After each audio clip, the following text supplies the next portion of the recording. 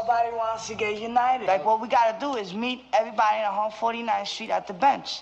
So I did a video a long time ago that talked about what I think graffiti is gonna be like in the future. I don't even know if it's up anymore, and I kind of wanted to do that again with you guys. So in the comments down below, let me know what you guys think graffiti will be like in the future, like 10 years into the future. I think I talked more about how it'll become more illegal and like people will start to do more murals and things of that sort, which has 100% come true. But since then I learned a little bit. I learned a little bit about phases in art. Now mind you, we're talking about art as a whole. We're not talking about specific artists here. We're talking about art as a movement as a whole. And when I was researching art, I found that art has this constant phase towards clarity. And the more it works towards that clarity, it's working towards realism. But then once it hits this like apex, if you will, like a roller coaster, it starts to slope away from clarity. This topic gets a little bit strange. It gets a little bit weird, and trust me, it'll go back to graffiti here in a second. Art as a whole, it'll become a trend. Once it starts to work away from clarity, it'll get more and more abstract. But don't confuse that with rebelling against knowledge.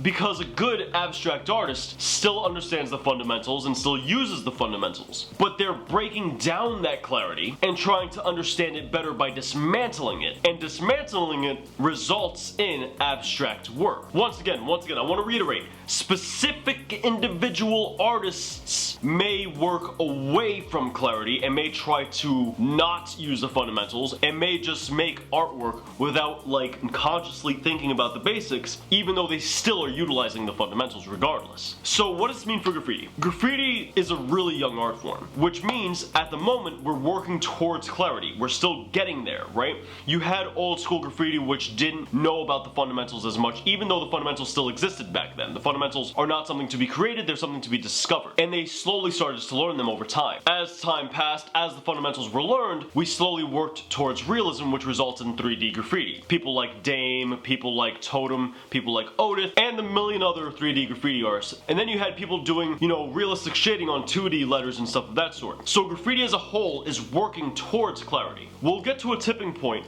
where we hit so much clarity, because we're still not there yet. We'll hit that pinnacle at some point, and once we do, you'll start to see the dismantling of this clarity, where good graffiti artists, really intelligent graffiti artists, will start to dismantle that knowledge and use that knowledge. They'll still utilize it. I want to make that clear. They'll still utilize that knowledge in order to make more abstracted forms of graffiti that still have to abide by the art form specific fundamentals. Otherwise, you're not doing the art form anymore. For example, you can do a hyper-realistic portrait, you can do a caricature, which a caricature is a lot more abstracted. Or you can do a hyper-realistic caricature. The more cartoony caricature dismantles the knowledge and still utilizes that knowledge in order to make an abstracted version of the previous. Or like the same way Impressionists, you know, they abstracted realism, or the same way that Cubism abstracts, right? All of that stuff is very methodical. And in each one of those different examples, you can still do a portrait. And it still is classified as a portrait because it still has all of the same art form specific fundamentals as a portrait. So with graffiti, even in the abstract forms of graffiti,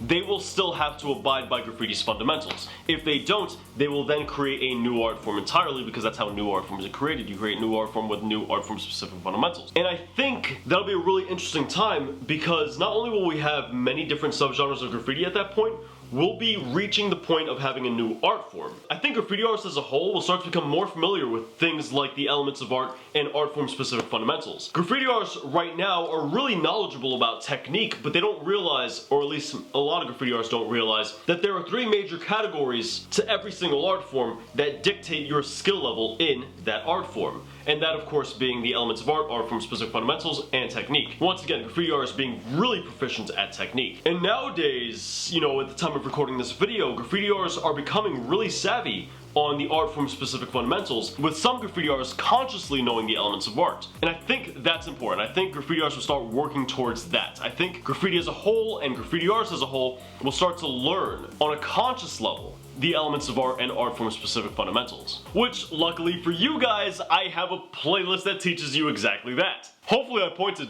to the right corner of the screen. I also think graffiti will become more and more accepted as an art form as well. It's already on that path, for sure, like undeniably. And I mean, as it stands right now, you can make massive amounts of money in graffiti, and you don't even have to be amazing at graffiti, because the people paying you don't really know much about graffiti. My point being is it's definitely being respected as an art form, especially when you have companies using graffiti and, you know, museums now featuring graffiti and stuff of that sort. And before anybody goes ahead and says, you know, oh, I wish it was back like it was before when it was more underground, just so you know, galleries and museums and murals were being done back in like 73 and 74. So, you know, it was always pretty commercialized right from the jump of it, because people realized, you know, people saw that this was a massive art movement and they wanted to hop on top of it real quick, and they did. You know, it didn't take too long for the first few graffiti documentaries and books to be made, and that's commercial if you ask me. So I think it'd be interesting to hear what your guys' thoughts would be in the comments down below. Let's start up a little bit of a conversation.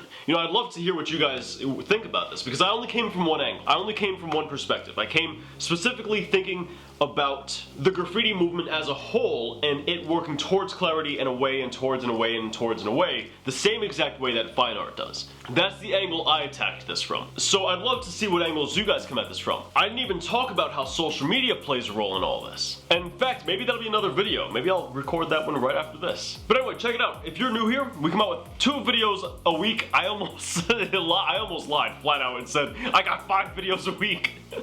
I wish I did, but we got 2 videos a week. So feel free to subscribe. We got great content for you guys. And also be sure to check me out on the social media in the description down below. Follow me on your favorite ones, and I'll catch you guys next time. Until then, peace.